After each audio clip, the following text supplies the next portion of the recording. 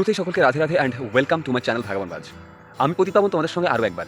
তো শুরুতেই বলে রাখি, যারা আমার ভিডিওটা একটু ডিসঅ্যাপয়েন্টমেন্ট নিয়ে বা একটু আপসেট ফিল নিয়ে ক্লিক করেছো, স্পেশাল তাদের জন্য বলা যে শুরু থেকে শেষ অবধি ভিডিওটা ওয়াচ করো, তোমাদের মনটা একদম ফ্রেশ হয়ে যাবে। তো তোমাদেরকে পুরো গ্রাম, অর্থাৎ আমাদের বাড়ির আশেপাশ থেকে শুরু করে কমপ্লিট যে গ্রামের যে সেটা তোমাদেরকে আমি ঘুরে এখন দেখাবো।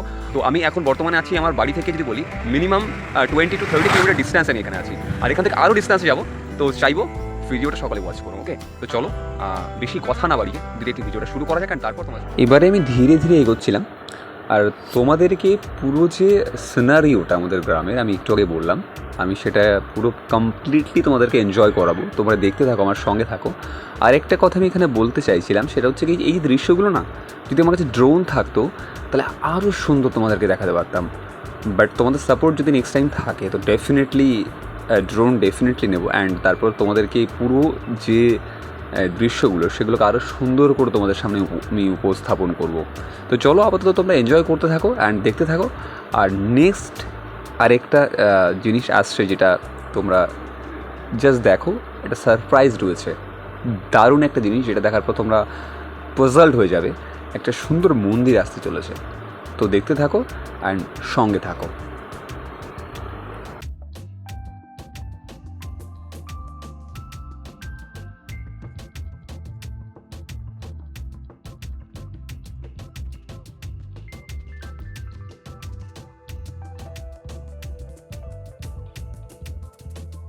সো যেমনটা তোমাদেরকে আমি একটু আগে বললাম, তোমাদের জন্য একটা সারপ্রাইজ রয়েছে। তো এটাই সেই মন্দিরটা। এই মন্দিরটা আমাদের গ্রামের পাশেই অবস্থিত একটা জায়গা, কুলগাছি জায়গাটার নাম।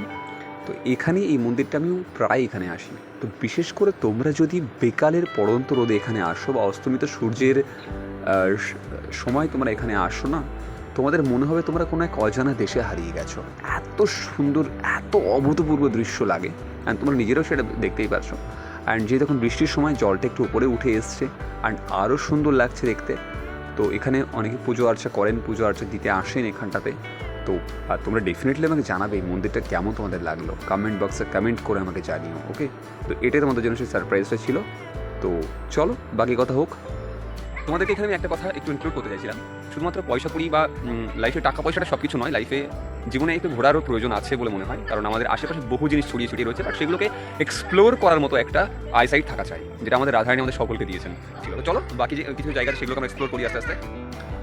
সো মোট কথা হলো এটাই যে তোমরা যে দৃশ্যগুলো দেখবে সেটা কমপ্লিটলি আমি একটু আগে বললাম পুরো গ্রাম বাংলার দৃশ্য। এখানে কিন্তু মাঠ ঘাট, নদী নালা, খাল বিল, চারিদিকে শুধু সবুজে সবুজ, এছাড়া কিন্তু এক্সট্রা তোমরা কিছুই দেখতে পাবে না, কারণ যেহেতু গ্রামের কথা বলেছিলাম তো সেগুলোই তোমরা দেখছো আর কি। সো মাই ফ্রেন্ডস, তোমরা এই মুহূর্তে আমাকে যেখানে দেখছো, এটা আমার বাড়ি থেকে অ্যাপ্রক্সিমেটলি 40 to 50 কিলোমিটার তো হবেই। আমি সাইকেলে অলরেডি এখানে পৌঁছে গেছি। সো আজকের এই ভিডিওটা আমাকে এখানে শেষ করতে হচ্ছে ফ্রেন্ডস, তার কারণ যেহেতু সন্ধ্যা হয়ে যাচ্ছে। আরও বেশ কিছু জায়গা আছে যেগুলো আমি এখন এক্সপ্লোর করতে পারলাম, আমি তোমাদেরকে দেখাতে পারলাম না। তো নেক্সট ওটা ভিডিওতে আসবো। তো আজকে আপাতত এখানেই ভিডিওটা আমি শেষ করছি। আর ভিডিওটা কেমন লাগলো আমি চাইবো তোমরা সবাই আমাকে কমেন্ট বক্সে ডেফিনেটলি জানাবে, বিকজ তোমরা যদি আমার কমেন্ট বক্সে না জানো, তোমরা যদি আমার সঙ্গে ইন্টারাক্ট না করো, তো ডেফিনেটলি আমি কখনোই বুঝতে পারবো না যে আমার অ্যাকচুয়ালি তোমাদের কেমন লাগছে, তোমাদের কাছে আমি কি সঠিক ব্যাপারটা পৌঁছে দিতে পারছি কিনা। তো আমি চাইবো তোমরা সকলে জানিও। অ্যান্ড চলো আজকে এখানেই তোমাদেরকে টাটা। নেক্সট আবার কোনো একটা ব্লগে, কোনো একটা ভিডিও তোমাদের সঙ্গে দেখা হবে। তত সময় পর্যন্ত সকলে ভালো থেকো, সুস্থ থেকো, অ্যান্ড আমার রাধারানী সবাইকে ভালো রাখো।